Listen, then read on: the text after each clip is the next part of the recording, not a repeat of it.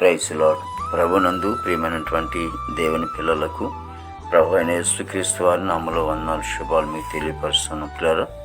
మరి గడిచిన దినమంతా కూడా దేవుని కృపలో తను భద్రపరుచుకుని మరి నూతన దినాన్ని ప్రభు మనకు అనుగ్రహించారు. 2024 సంవత్సరం 7వ నెల 20వ దినాన్ని ప్రభు మనకు అనుగ్రహించి మరి దేవుడిచ్చినటువంటి వాగ్దానం, మీరు చింత లేని వారై ఉండవలనని కోరుచున్నాను. కొరింథీయులకు రాసిన మొదటి పత్రిక 7వ అధ్యాయం 32 అపోస్తలుడైన పౌలు గారు సెలవిస్తున్నటువంటి రీతిలో మరి మీరు దేని విషయంలో కూడా చింత లేని వారై ఉండకూడదు. చింత లేని వారై మరి ఉండవలని ఆయన కోరుకుంటున్నాడు. మరి ఏ విషయంలో మరి చింతిస్తున్నావో, మరి ఏ విషయంలో బాధపడుతూ ఉంటున్నావో, మరి ఆ విషయంలో బాధపడకుండా, ఒకవేళ చింత లేకుండా, ఒకవేళ పిల్లలకి వివాహం జరగలేదను, లేకపోతే గృహం లేదను, లేకపోతే ఉద్యోగం రాలేదను, లేకపోతే మీలాంటి కొన్ని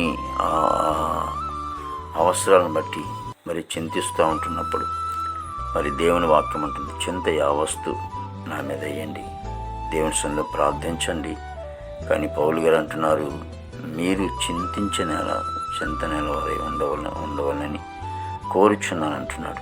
కాబట్టి చింతవలసిన పని లేదు. దేవుని సన్నిధిలో ప్రార్థించినప్పుడు దేవుడు మన ఎడల గొప్ప కార్యాలు జరిగించేవాడుగా ఉంటూ ఉన్నాడు. ప్రార్థన. ప్రేమగల తండ్రి, కృపల యేసునికి స్తుతులు చెల్లిస్తున్నాం ప్రభు. మీరు ఇచ్చినటువంటి వాగ్దానం నమ్మదగినది, పూర్ణాంగీకరణకు యోగ్యమైనది. తండ్రి ఆయన ప్రభు యేసునికి వందనాలు. ప్రభు మానవ మాత్రగా ప్రభు ఏదో ఒక సందర్భంలో మేము చింతిస్తూ బాధపడుతూ వేదన చెందుతూ ఉంటున్నప్పుడు దేవాదిగో తండ్రి, బాధలన్నింటిలో కూడా తొలగించేవాడు నీవని, చింత యావస్తు కూడా నా మీదేమని సలిచిన గొప్ప తనికి స్తోత్రాలు ప్రభు. దేవాదిగో తండ్రి, ప్రతి ఒక్కరికి కూడా, అంటే ఎవరైతే జీవితాల్లో చింత ఉందో, బాధలు ఉన్నాయో తండ్రి, వారందరికీ కూడా ప్రభు నీ మీదే ప్రభావం మోపి వారి జీవితంలో గొప్ప ఆనందాన్ని పొందుకుని కృప దయచేయండి. దేవ, ప్రతి కుటుంబాన్ని దీవించండి. ప్రతి ప్రభాతాన్ని నాయన జీవితాల్లో ప్రభుత్వాన్ని సంతోషం దయచేయండి ప్రభు.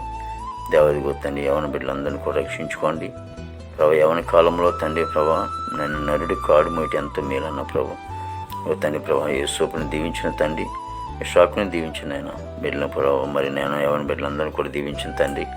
ఇగో తండ్రి విదేశాల్లో బిడ్డలందరినీ కూడా దీవించండి, భారతదేశాన్ని దీవించనైనా.